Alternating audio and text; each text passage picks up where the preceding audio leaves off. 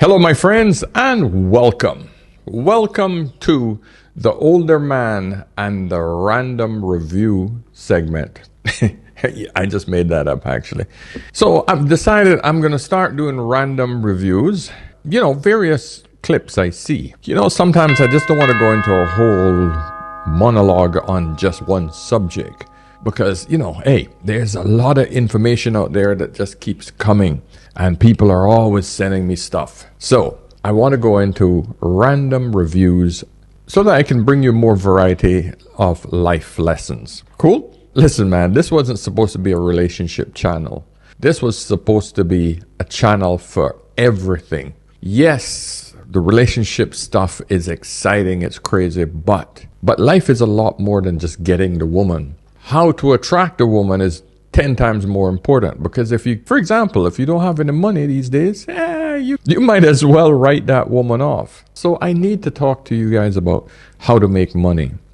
Just that as an instance. I need to talk to you guys about fitness. I need to talk to you guys about mental health. I need to talk to you guys about networking, because these are all the tools that you have to improve to ultimately get the woman or the man. Of course, the techniques are different for males and females, but this is a male-centered channel. I'm focusing on how I can help men. Yes, I'm going to sprinkle in some goods for females as well. But ladies, if you understand what men have to do to get you, then you will understand males in order to give them what they want. Yeah?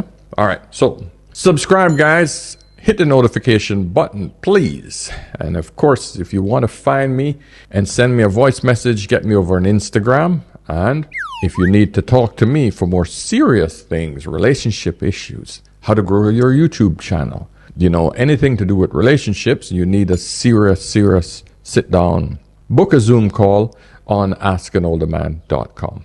All right. So let's get into the first video.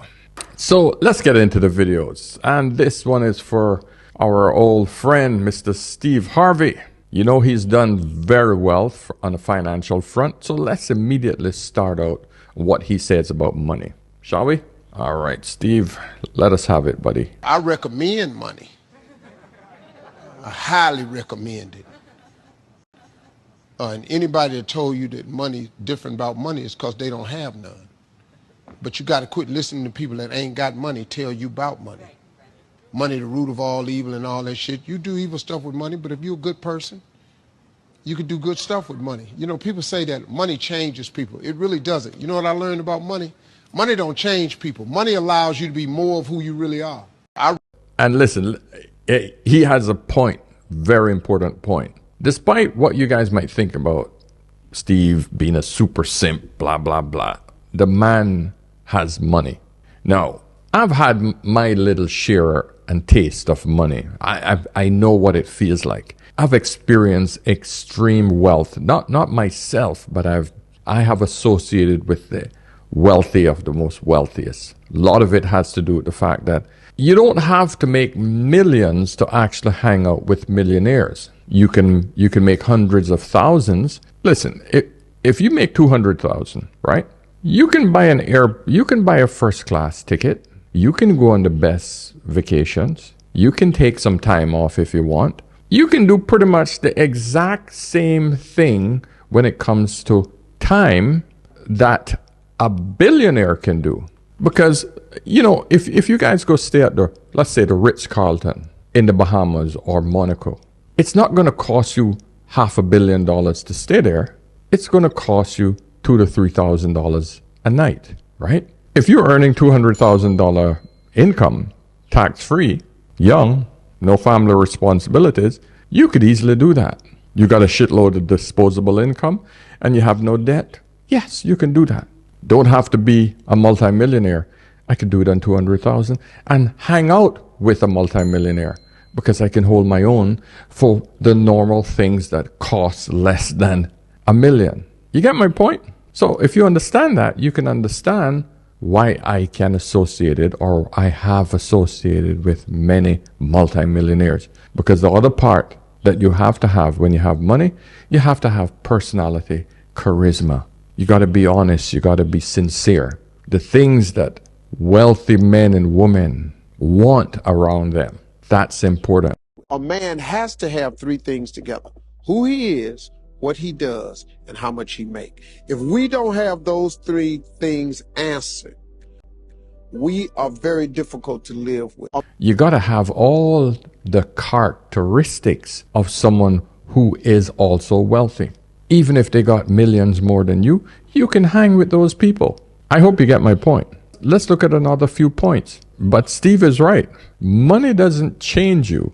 It literally just multiplies your character. Meaning, if you were a poor asshole and you throw money at that asshole, he's now a rich asshole. That's it. You see what I'm talking about? But one thing he also points out that I need to bring home even further.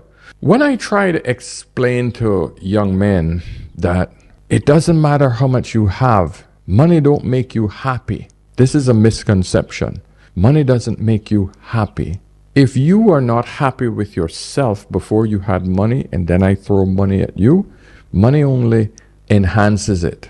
Your problems just shift from, I can pay the bills, but I'm still unhappy because I'm fat, because mentally I'm still screwed up, still don't feel good, even though I can buy everything I want, doesn't make you feel good. Health comes first. Doesn't matter how much money you have, your health is number one. So many of my wealthy friends died early because they abused their bodies. The cocaine, the drinking, the excessive rich foods, the partying at night, the money was flowing, killed themselves. Had rich friends that committed suicide. We know of a lot of celebrities who deleted themselves. Yeah, because it's not the money, it's not the fame. If you don't have it together up here, it doesn't matter. But it's difficult explaining that to someone who has never tasted wealth, who has never had the money. I came from nothing. I've been to over 40-something different countries. Loved it. I've lived the life, And I simply say this to you because I want you to understand that you got to know what to do with your money. Blinging it out and spending it excessively on fast cars and trips and all of the stupid stuff that don't bring you a return, hey, that, my friend, is what makes the money disappear fast. Seen it too many times. Last point on money. The amount of money that you have to spend does not make you wealthy. The money that you invest so that you know that you'll never have to worry about money and then you can focus on other enjoyments in life is what makes you wealthy. Okay, remember that, guys. Thanks, Mr. Harvey, for that one. Let's go to the next one. So what is the number one red flag when you meet somebody? Well, the Buddhists say that if you meet someone and your heart pounds, your hands shake, and your knees go weak, that's not the one. When you meet your soulmate, you feel calm. There's no anxiety and no agitation. So the number one red flag is if your body is dysregulated when you're in the same room as somebody and you have these addictive hormonal traits, watch out, slow down. So that is an interesting quote. And she has a point because it's back to the so-called spark that everybody looks for whenever they meet a new person. Like I said in previous videos, the spark is what flares up and then die out. I think we've all gone on dates and said this or talked to friends and said it, where it's like, I met this guy, he's so nice, we really hit it off, not going to see him again, just didn't feel the spark. Sometimes the sparkiest people, the people that really give us that feeling, they're super hot, they're narcissistic. Guess what? They give that feeling to everyone. And like, even though I'm married, I still have this where I'm like, whoa, like I felt a connection to that person. And then I'm like, every other girl I know also feels that way about that guy. He's really sparky. And when you can kind of change your mentality, you're like, A, he could be really narcissistic and gives that feeling to everyone. And B, maybe it's actually anxiety. And I'm confusing that anxiety for butterflies. I think that's like a major aha moment. And so when people say to me, I just didn't feel the spark, I'm like, buck the spark, go after the slow burn. When I met my current wife, the spark wasn't there, but there was this warmth. I felt calm when I was around her. Seriously. There was just this peace. When she was with me and when we hung out, I just felt like, oh man, I just felt relaxed and calm. And it's hard to describe except like how this woman described it. It's just a peaceful feeling when you're around that person. And then when she had to leave and go away from me, it's almost like the reverse started happening. I started to feel a little agitated, like, I need her back with me, And when she was there, it was just calm. It was never like, it was just always this, hey, baby, hey, how's it going? Little hugs. And we would always do things together. We did dancing, gym, we did everything together. So there was just peaceful feeling with my current wife. And so, guys, forget the spark. Seriously. Find someone that you feel calm and relaxed with. That is what's going to take you through for the long run. All right? So I absolutely agree with that. Let's go to the next one. They say when a clown moves into a palace, he doesn't become king. The palace becomes a circus. Be careful who you invite into your home and who you give easy access to. No matter how in control you are, it only ever takes one clown to destroy everything you've built. Yes, that is true. It's nothing much to add to that one.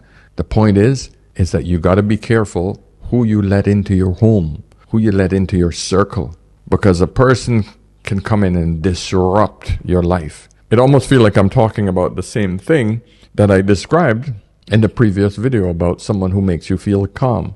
But a lot of you guys get triggered and excited about these crazy women who get ratchet and they kind of stimulate you, That's the clown. Don't let the clown in your space. Don't let the clown come into your house. If she's out of pocket and she's acting up and she's that's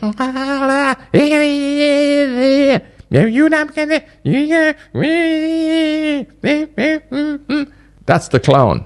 Don't let that in your house, my friend. Your house will become a circus. So she's right. Sure, that's not her quote, but I'm sure. But she looks cute saying it. Right now, I am out at one of the largest homeless encampments in the country. It's right outside of downtown Phoenix. And as of last week, there are 1,000 people living outside here. How long have you been out here staying in CAF? Almost 7 months. April 5th will be my 7th month. More and more people are out, but they just can't do it because of the 3 times the rent. It needs to go back down. There's more people here than I've ever seen before, ever. There's new people every day. I was evicted because I couldn't afford my rent anymore, and I literally had nowhere else to go. Especially after I lost my job through COVID, it was hard. And that is going to be a reality for hundreds of thousands of people if the U.S. economy keeps going the way it's going. Because prices ain't coming back down. And wages aren't going up with these prices. Wages are stagnant. So my friends, we're going to see a lot more. You saw the black woman there. I'm sure they didn't highlight all the women that are going to be in these camps. But males and females are going to be in these camps. But there's going to be a lot more women who refuse to go and work with a man. Yep, without a doubt. One of the things young men aren't taught properly, there is nothing that will make you more powerful than your words. If you think that reading and writing is for pansies and teachers' pets, you're seriously misinformed. It's a failing of our education system that literacy isn't marketed properly to young men. Straighten up, speak properly, learn to write. That's the same as learning to think. And why should you think? Because you won't do as many stupid things and your horizons will widen. When you need to entice people along your journey, you'll be able to do it because you'll be compelling. Man, I love this guy. Jordan Peterson just understands life. He understands social problems that we have around the world. But his point is precisely why I do quite well on this platform. Because I seriously study words. Coming from the Caribbean, Cayman Islands, guys, you got to understand, this isn't my normal speech. This is my American television accent, right? Now, you hear sometimes I don't pronounce my T's, right? It's difficult for Caribbean people to actually, pronounce the T's, especially if it's on the end of a letter, right? I get criticized a few times in the comments, like, what's up with this dude, man? He can't pronounce his T's or his D's. So I do have a hard time. I still struggle with it, especially when I get excited. But still being able to communicate effectively and efficiently is vital to your success as an individual. You got to be able to vocalize what you mean and what you feel so that others can connect with you. And in the world of technology and social media, the only way that you can actually succeed in today's environment is to be able to go digital. And one of the quickest and most effective ways to harness or to capture someone's attention is to speak to this camera. Whether you have a podcast or whether you're selling a product or whether you're talking about anything at all, communication is key. And if you can do that efficiently and effectively and have others respond, whether they're buying a product from you or whether they're getting information from you where they're going to contribute to this information like I'm doing right now, you will never ever be broke. You will never ever have to worry about money. I was talking to a 60-year-old Hispanic American last night on chat. She booked a session with me, and she knows that her time in her work is coming to an end. 65 is just around the corner. She's done quite well, meaning she has her own house, she has a car that's paid for, she has no debt, she don't even have any credit cards, but she's alone, she has no man. That's a whole other story. But the point is that she knows that the income is going to dry up. And you know the Social Security isn't going to be able to hold her together. So even though she got a roof over her head, she's going to still need some income coming in until the end of her time. But she spoke well, and because I can hear from her accent, she's bilingual. So she called me and asked me, what do I think, if I had any ideas on how she could actually make some money as she, closely gets to that point where she might be let go. So I gave her a few suggestions. And if you speak Spanish, English, Arabic, Portuguese, English, whatever, if you just speak one language and you can communicate effectively, literally, you can just sign up to this app and people will pay to talk to you in that language because they want to learn the language. So she was all excited. I said, there are people in there who are making 60 to 70 euros an hour for this. And she goes, wow, I don't even make that right now. And I said, there you go. You can start this now part-time and you can make money and accumulate that money so that when you get into your later years, you're well established. I just want you guys to understand that communication, effective communication, is an asset to you, an asset where you can make money. All right, let's get into the other one. I want to do one more. I don't want to make this video too long. I would think you need high ceilings, but do you need it to be as large? Can we show that this is from Google Earth, probably? All right, how many square feet is that? My house is 76,000 square feet. 76,000 square feet. Yes, in Orlando, Florida. Yep, there it is. All right, so how long have you lived in that house? Since 1996. Oh, a long time. Yeah, a long time. So did you build it? No, I bought it when it was 25,000 square feet. Then I had a 10-bedroom guest house built. Then I had a full-court basketball court built. Okay, so you just kept adding on. Yes, I just kept adding on. Okay, so 76,000 square feet. How much of that do you use? Only 2 rooms. 2 rooms. 2 rooms. The kitchen, because I like to eat, and the bedroom, because I like to sleep. Now, listen, 2 important lessons you guys got to learn there. You don't need a big house. The idea that you feel that you need a big house just to show off to the Joneses is what make a lot of people go broke buying a house. The problem is a lot of people will actually follow somebody like Shaq and think that they need a big house. Yeah, I know. No one is going to buy a 75,000 square foot house. Most people can't buy a 75,000 square foot house. But understand this one lesson, guys. There's 3 things that you will spend the most money on in your lifetime. The house being the largest investment you'll ever make. Number 2 will be the wife that you choose. And these could switch, by the way. It depends on how much the woman contributes to you versus how much you spend on her. Number 3 or this could be switched between number 2 and 3, is how many kids you have. Kids are bloody expensive. And number 4 is a car. But let's just say you didn't get married and you don't have any kids. It will be a house and a car. Those will be the 2 biggest investments most people will make. But most of the time, and I made a shitload of money like this when I was selling real estate, I sold a lot of foreclosed homes. A lot of these homes that I sold for the bank as a foreclosure realtor were homes that I sold for people who I thought had money. Because the facade on the front was, hey, look at my big house. Oh, well manicured. And look, with that house, I need a nice car to put in the garage. I need a nice car out front so that I can show the neighbors, oh, I'm making it. But the numbers weren't adding up. Because with that nice house and that nice car, oh, you need to actually have some parties, some events. Oh, you need to show people that you can hang out at nice restaurants. Oh, in the nightclubs, you need to be throwing back a few bottles. Everybody need a bottle every once in a while. You need to be the life of the party. So all of these things come from the nice house, the big ass house that you can't afford, the beautiful penthouse, the one overlooking the ocean, the best views. Because a home that you're staying in is not an asset.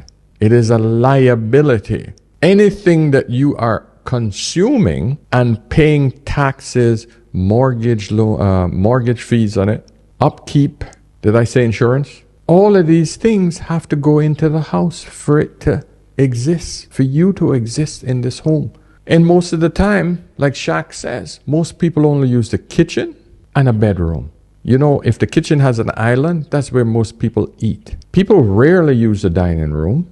It's usually a waste of space. Most people do not use more than 1,500 square feet of home.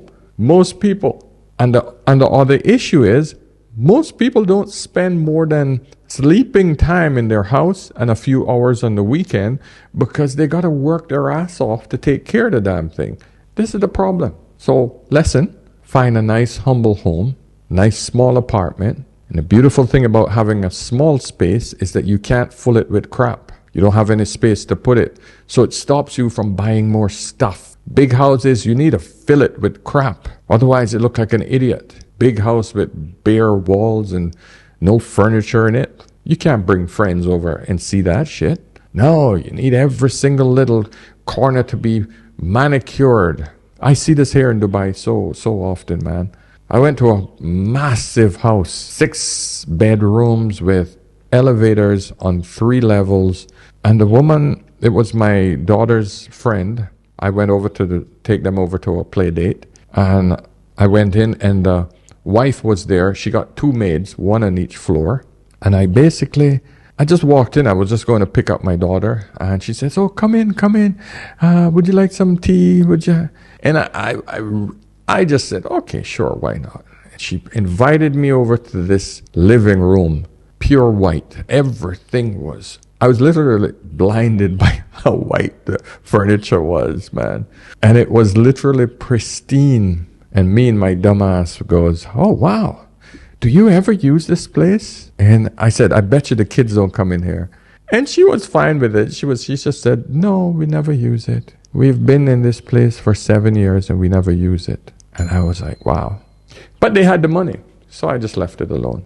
But the point is, don't ever forget this. Never buy a home that you cannot afford to keep and or you'll never use. It's better to be humble, stay cozy. Your pocket will love you in the long run. All right? So guys, that's it for today. Those are my reviews, my life reviews. And I hope you enjoy just getting a little bit different information today. Okay? So, guys, until next time, remember, whenever in doubt, always ask an older man. I'll see you soon. Cheers.